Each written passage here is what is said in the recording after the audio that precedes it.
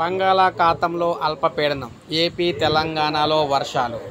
So మనం చూసుకుంటే అల్పపీడనం అయితే ఏర్పడుతున్నట్లు వాతావరణ శాఖ అయితే తెలిపింది. తమిళనాడు పరిసర ప్రాంతాల్లో ఆవరించి ఉన్న ఉపరితల ఆవర్తనం కారణంగా మనకు అల్పపీడనం అయితే ఏర్పడుతుంది.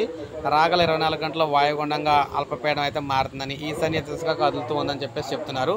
శుక్రవారం ఉదయానికి అల్పపీడనం వాయుగుండంగా మారే అవకాశం అయితే ఉందని, ఇది నైరుతి బంగాళాఖాతానికి ఆనుకొని తమిళనాడు పరిసర ప్రాంతాల్లో కేంద్రీకృతమై ఉందని తెలుస్తుంది.